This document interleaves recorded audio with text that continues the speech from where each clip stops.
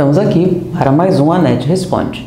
E a pergunta hoje é: a ciência considera a existência da alma?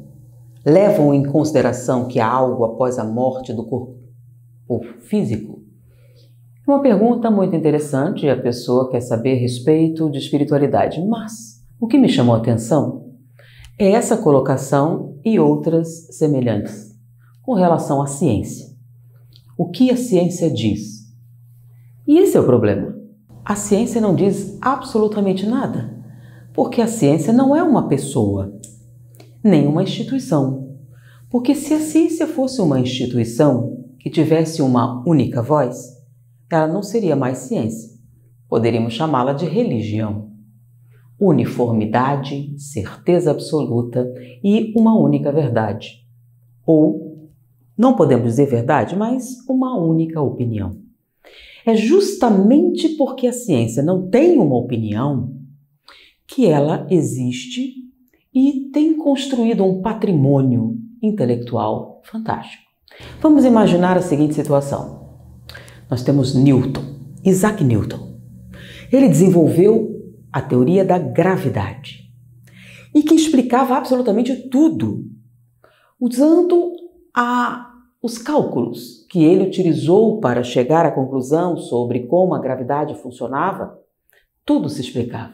A órbita dos planetas, velocidade, aceleração, uma série de coisas ganhavam sentido perfeito com o trabalho científico de Newton. Tudo estava explicado, com uma única exceção. Um único probleminha, mas era uma coisa tão banal. E o resto, tudo perfeito, tudo se encaixava. Se a gravidade era exatamente o que Newton disse que era, tudo estava perfeito. E olha, foi tão perfeito que a maioria dos cientistas dizia que não havia mais nada a dizer depois de Newton. Mas alguém pensou diferente. Se a ciência tivesse uma opinião, na época seria que Newton disse a última palavra. Mas um jovem disse diferente. E jovem em relação aos mais sábios, aquela academia, os principais, os reconhecidos, aqueles que possuíam cátedras, e era um jovem que não tinha nenhuma formação tão especial assim. O nome dele era Albert Einstein, que propôs algo diferente com relação à gravidade. E ninguém acreditou nisso, nem era importante. Um jovem inglês resolveu analisar essa colocação. O que significava? E começou a se corresponder com Einstein. E para piorar a situação, a guerra. E alemães e ingleses estavam em situações opostas. Então, além do fato de Newton explicar quase tudo, ser uma colocação estabelecida de que a pessoa que apresentava uma opinião diferente ser de uma nacionalidade inimiga, piorou tudo. De tal maneira que alguns disseram que seria uma traição para Eddington, esse jovem inglês, levar em consideração o que Einstein falava. Seria como dar voz ao inimigo. Eddington diz então que a ciência não tem um lado. A ciência não tem uma nacionalidade. A ciência, inclusive, não tem uma opinião. A ciência é feita de estudos, é feita de opiniões, é feita de oposição, é feita de novas teorias, mesmo que antagônicas àquelas que estão firmemente estabelecidas como a gravidade de Newton. A gravidade de Newton estava perfeitamente estabelecida e Einstein vem dizer que não é bem assim. Qual era o probleminha que existia com a gravidade de Newton?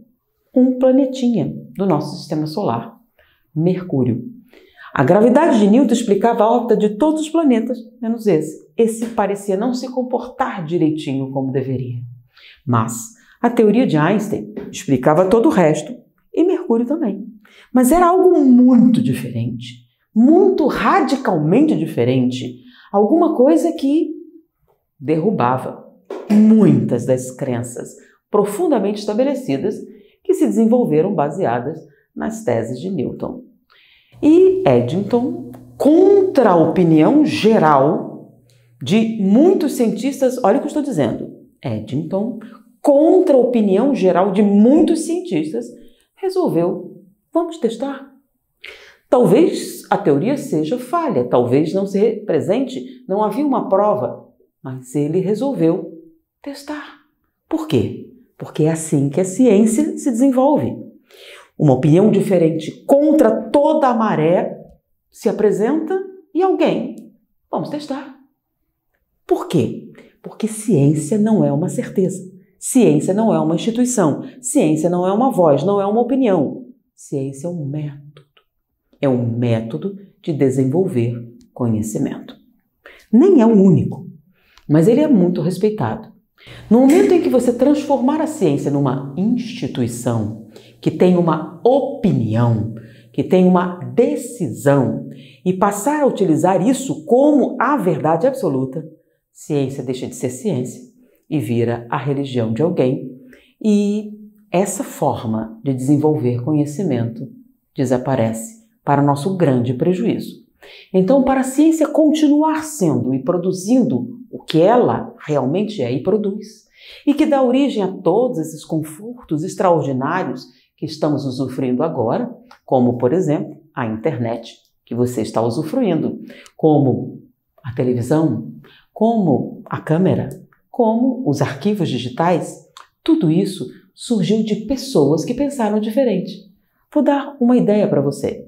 Da mesma maneira que fizeram com Eddington, quando ele estava questionando se a opinião de Einstein seria válida ou não, vamos ver o que alguém perguntou diante de tantas pessoas morrendo de peste, a peste negra, uma grande mortandade por uma doença. E as pessoas morriam de peste numa quantidade inenarrável e alguém questionou: por que essas pessoas estão morrendo? E alguém respondeu: é porque Deus assim o quer. O que teria acontecido com a humanidade se todos achassem que essa fosse a única resposta possível? Alguém pensou diferente. Talvez não seja Deus que queira isso. Pode ser um motivo diferente. E através desse questionamento, dessas perguntas, alguém foi atrás de uma resposta diferente. E se descobriu que não era vontade de Deus. Eram apenas micro-organismos causando doenças. Então, se alguém não questionasse uma crença generalizada, o progresso, como nós conhecemos, não aconteceria. E o que Eddington fez, então? Contra o desejo da maioria dos cientistas reconhecidos por esse nome, ele resolveu corresponder-se com Einstein, discutir com ele e estabelecer uma possível prova. Então ele viajou para testemunhar um eclipse e tirar fotografias e demonstrar se a teoria de Einstein de que a luz sofreu o efeito da gravidade, nesse momento ele poderia comprovar. Ele fez o experimento e comprovou. E Einstein deixou de ser um jovem obscuro da Alemanha, com um desenvolvimento acadêmico questionável, para um dos maiores expoentes da comunidade científica.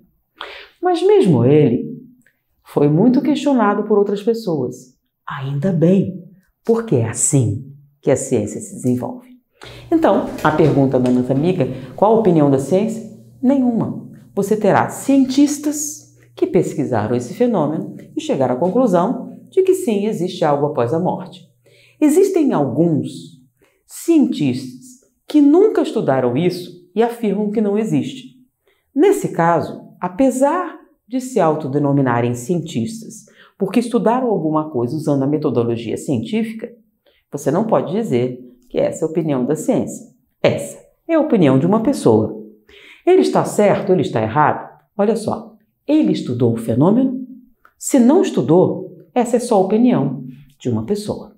Então, para você afirmar isso, é necessário que você estabeleça uma metodologia de pesquisa, pesquise o fenômeno, desenvolva todo um trabalho, crie uma teoria, argumente a respeito dela. Então, sim, você está dizendo o que você observou através da sua pesquisa. Mas isso significa que você está absolutamente certo? Não, porque se fosse assim, nós poderíamos afirmar que Newton estava absolutamente certo e que Einstein estava sendo extremamente desrespeitoso ao criticar a teoria de Newton. E Eddington teria cometido um grande erro ao levar em consideração o que Einstein disse e provado que a teoria de Newton não explicava todas as coisas. Então, a ciência, ainda bem, não tem uma opinião, não tem uma voz, não tem uma instituição representante, não tem um status político. Na verdade, a ciência é um grupo de pessoas que utilizam a metodologia científica para tentar encontrar conhecimento. Espero ter sido útil. Muita paz. Olá! Que bom que você ficou até o final do vídeo. Para colaborar com esse quadro do canal, basta me seguir no Instagram e deixar sua pergunta. Ela pode ser respondida em um vídeo por aqui mesmo. Conto com você e até o próximo vídeo.